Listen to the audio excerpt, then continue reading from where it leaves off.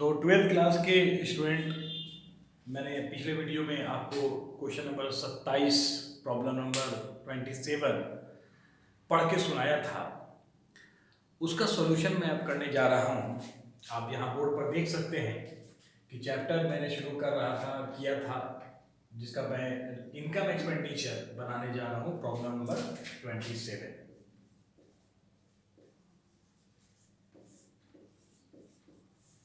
Question number 27 का ये solution मैं कर रहा हूँ आपके सामने। आप बुक पर ध्यान देंगे, जो क्वेश्चन मैंने आपको बताया था। मैं पढ़ूंगा क्वेश्चन को, मैंने पहले भी पढ़ के सुनाया था, और पढ़ के मैं यहाँ पे आपको सॉल्यूशन करूंगा। आप ध्यान देंगे बुक पे, मैं भी अपने बुक पे ध्यान दे रहा हूँ, आप भी दीजिएगा। क्वेश्चंस थे, from the following receipt and payment account prepare income expenditure हमको बनाना था। और साल कौन सा था? 31 मार्च 2018। यहाँ पे आप लिख सकते हैं, मेरे पास जगह नहीं है, छूट गया है, आप लिख लोगे एज ऑन 31 मार्च 2018।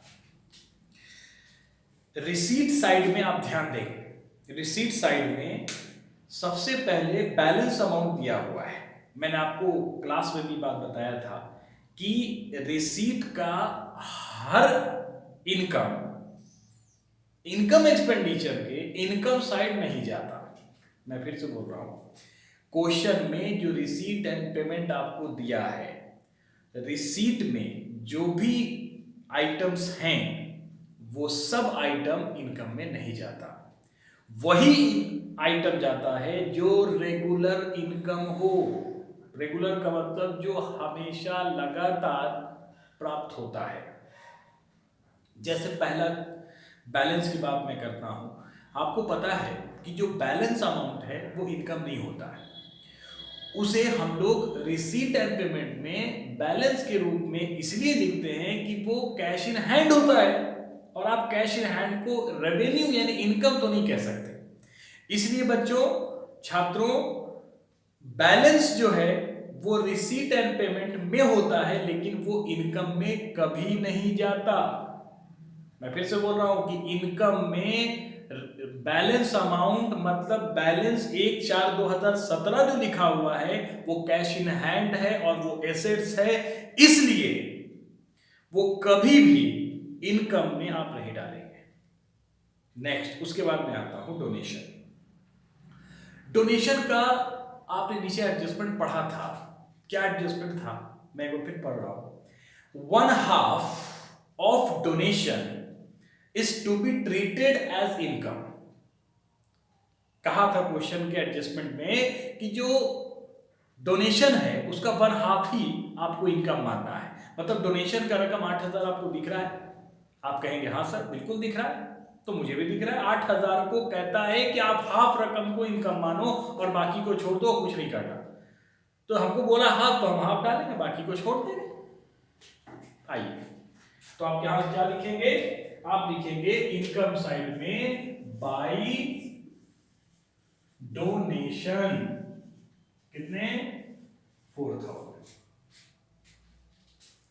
उसके बाद सब्सक्रिप्शन आपको दिख रहा है, जो रेगुलर इनकम है। रेगुलर का मतलब हमेशा प्राप्त होगा, तो सर तो ये बिल्कुल जाएगा। मैंने बताया था आपको कि जो रेगुलर प्राप्त होगा वो आपको इनकम एक्सपेंडिचर में लेना है। तो मैं अब सब्सक्रिप्शन आपको ले रहा हूं by subscription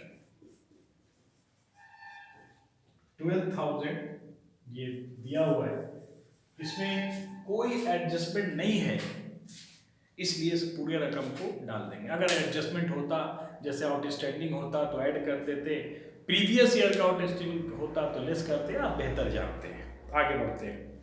interest on investment अगला आपका आइटम लिखा हुआ है, तो इंटरेस्ट ऑन इन्वेस्टमेंट भी एक रेगुलर इनकम है। अगर आपने बैंक में या कहीं पे पैसे इन्वेस्ट कर रखे हैं तो वहां से आपको रेगुलर हर साल मंथली रूप में, ईयरली रूप में आपको सालाना जो है इंटरेस्ट मिलते रहते हैं, इसलिए आपको रेगुलर इनकम मानेंगे। तो आप यहां लिखेंगे इंटरेस्ट ऑन इन्वेस्टमेंट कितना है बच्चों? तो सर 2,500 रुपए। अब आपके दिमाग में ख्याल आया होगा, सर इसको आपने अंदर क्यों लिखा, कॉलम के बाहर क्यों नहीं लिखा? तो मैं आपको कहूँ कि नीचे एडजस्टमेंट आपने पढ़ा था, क्या पढ़ा था, फिर से पढ़ लें। आइए, एडजस्टमेंट था, लास्ट में एडजस्टमेंट देखिएगा, लास्ट लाइन पढ़िएगा तो लिखा हुआ है interest on investment 525 had accrued but not received, मतलब इंटरेस्ट मुझे मिल चुका, इंटरेस्ट मुझे मिलना चाहिए था, मतलब मैंने, मेरा इंटरेस्ट मिलने का अधिकार है लेकिन मुझे प्राप्त नहीं हुआ, बैंक को मुझे दे देना चाहिए था, लेकिन बैंक ने मुझे अभी पे, या कोई भी संस्था, बैंक ही का मैं एग्जांपल नहीं दे रहा, बैंक तो हमेशा टाइम पर दे देती है, कहीं से भी आपको इनकम आना था, एक्रूड कमाई हो गई लेकिन प्राप्त नहीं हुई, तो प्राप्त नहीं हुई तो मतलब सर बाकी है, आउटस्टैंडिंग हो सकता है, तो आउटस्टैंडिंग को आप जोड़ेंगे कि नहीं जोड़ेंगे? जोड़ेंगे, बिल्कुल, तो जोड़ दें। तो आप यहाँ क्या लिखेंगे, एड एक्रूड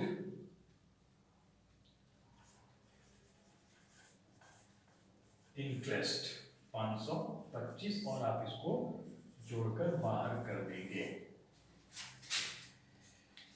उसके बाद एक और आता है सेल ऑफ ओल्ड फर्नीचर। तो क्या आपको लगता है कि ये रेगुलर इनकम है? आप अपने फर्नीचर का बिजनेस क्या है, आप फर्नीचर हमेशा बेचते हो? नहीं। तो हो सकता है कि जो फर्नीचर बिका है ये कोई स्क्रैप बिका हो, ये तो हर साल नहीं बिकता, तो ये रेगुलर इनकम नहीं है, इसलिए आप इसका कोई ट्रीटमेंट इस इनकम में नहीं करेंगे, इसको छोड़ देंगे। अब हम लोग आते हैं पेमेंट पर।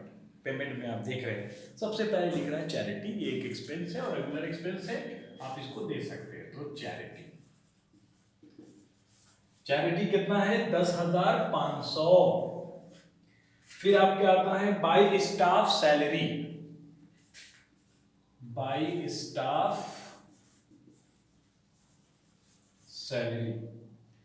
स्टाफ सैलरी में आपको याद होगा छात्रों, नीचे एडजस्टमेंट दिया हुआ था, एडजस्टमेंट दिया हुआ था, आप नीचे पढ़ेंगे तो लिख रहा था कि सैलरी में 300 रुपए आउटस्टैंडिंग है, 300 रुपए बाकी है, तो आउटस्टैंडिंग आपका पता है, आप उसको ऐड करते हैं, तो यहां पर आप लिखेंगे आउटस्टैंडिंग सैलरी 300 और ऐड करके बाहर लिखेंगे।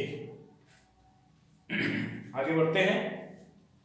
उसके बाद आपको दिख रहा होगा रेंट एंड रेट्स 1200 रुपए, 1200 आपको दिख रहे हैं, अब इसको हम डाल देते हैं टू रेंट एंड रेट्स 1200। इसमें भी एडजस्टमेंट आप पढ़ेंगे तो आउटस्टैंडिंग आपको दिखेगा 100 रुपीज, यानी 100 रुपया, और इसको ऐड करके आप बाहर कर देंगे। उसके बाद आपको प्रिंटिंग एंड स्टेशनरी दिख रहा होगा, प्रिंटिंग एंड स्टेशनरी, इसमें बाबा कोई स्टूडेंट, कोई एडजस्टमेंट नहीं है, कोई एडजस्टमेंट नहीं है, इसलिए मैं इसको डायरेक्ट बाहर लिख रहा हूं, ध्यान दीजिएगा, कोई एडजस्टमेंट नहीं है प्रिंटिंग एंड स्टेशनरी पर। नेक्स्ट है पोस्टेज, क्या है, पोस्टेज है, पोस्टेज पर भी कोई एडजस्टमेंट नहीं है, मैं इसको डायरेक्ट बाहर लिख रहा हूं। फिर एडवर्टाइजमेंट है बच्चों, ध्यान दीजिएगा, एडवर्टाइजमेंट, एडवर्टाइजमेंट 250 रुपए 250 है, इस पर भी एडजस्टमेंट है 50 रुपया, याद रखिए दिन दिया हुआ है, आप एडजस्टमेंट देख सकते हैं, यहां पे आउटस्टैंडिंग भी लिख सकते हैं, ओइंग भी लिख सकते हैं, मैंने ब्रैकेट में लिख दिया है, 50 रुपए बाकी है, 300 रुपए जोड़ के आप बाहर करेंगे। अब उम्मीद करते हैं कि एडवर्टाइजमेंट हो चुका, आप प्रश्न देख रहे होंगे कि उसके बाद भी कुछ आइटम्स हैं, उसको हम समझ लेते हैं। क्या एडवर्टाइजमेंट के बाद दिख रहा है परचेज ऑफ फर्नीचर, फिर वही बात मैं करूंगा, मैंने कहा था रिसीट एंड पेमेंट में सिर्फ वो चीजें जाएंगी जो रेगुलर इनकम और एक्सपेंसेस हो। तो आपको क्या लगता है कि आप फर्नीचर रेगुलर खरीदते हो? फर्नीचर का बिजनेस आपका नहीं है, आपका बिजनेस कुछ और चीज का है, तो क्या आप डेली फर्नीचर खरीदोगे? नहीं सर, बिल्कुल नहीं। तो आपका कैसे इनकम हुआ? आपका ये ना एक्सपेंस है और ना इनकम है, इसलिए इसको छोड़ देंगे। फिर इन्वेस्टमेंट आपको दिख रहा होगा। क्या आप हमेशा पैसे जमा करते हो? हमेशा कंपनी में इतने पैसे आपके पास हैं, इन्वेस्टमेंट करते हो? ये एक एसेट्स है, एक्सपेंस नहीं है ये। एक्सपेंस उसको कहते हैं जिसको खर्च कर दिया, कोई रिफंड नहीं आया। लेकिन इन्वेस्टमेंट का मतलब खर्च कदापि नहीं होता है, हरगिज नहीं होता। तो इन्वेस्टमेंट एक एसेट्स है, इसलिए नहीं चाहिए। उसके लास्ट में बैलेंस है। मैंने आपको पहले ही बताया कि बैलेंस का मतलब कैश इन हैंड है, ये क्लोजिंग कैश इन हैंड के रूप में है, इसलिए यहाँ पर नहीं जाएगा। आप इसका टोटलिंग कर लेते हैं। आप जरा टोटलिंग करके कोई बच्चे हमको बताएंगे तो बहुत अच्छी बातें होंगी। टोटलिंग करेंगे सर, तो सबसे पहले आप कोशिश करेंगे सर टोटलिंग करें। तो टोटलिंग कर लेंगे तो 4000 12000 यानी सर कितना हो गया? 16000। 16000 और 3000 25, तो 19,000 25 रुपए इधर टोटल होते हैं। तो मैं इधर भी लिख रहा हूं 19,025।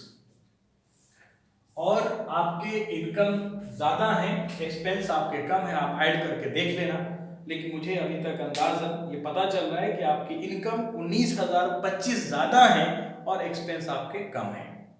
इसलिए जो अमाउंट यहां बैलेंसिंग रूप में गिर रहा है वो है 3625, मतलब 3625, मतलब 3625। इसको हम कह देंगे सरप्लस अमाउंट। क्या कहेंगे छात्रों? सरप्लस इसको आप कहेंगे, या आप इसको एक और भाषा में कह सकते हैं excess of income over expenditure. आप सरप्लस भी इसको कह सकते हैं या excess of income of over expenditure भी कह सकते हैं। तो ये कैसा लगा आपको ये सॉल्यूशन? उम्मीद करता हूं कि सभी छात्र इसको अच्छी तरह समझे होंगे। पूरी तरह आप इसको देख लीजिए, शॉर्ट स्क्रीन ले सकते हैं, अगर आपने नहीं लिखा हो तो शॉर्ट स्क्रीन लेकर आप इसको बाद में समझ सकते हैं। उम्मीद करते हैं आपने शॉर्ट स्क्रीन ले लिया होगा। अगर नहीं समझ में आई होगा तो आप जरूर कमेंट करेंगे और सब्सक्राइब जरूर करेंगे, ताकि अगला वीडियो आपको अगला सवाल के साथ जल्द ही मैं आपके सामने लेकर आऊंगा। अपना बहुत ख्याल रखेंगे।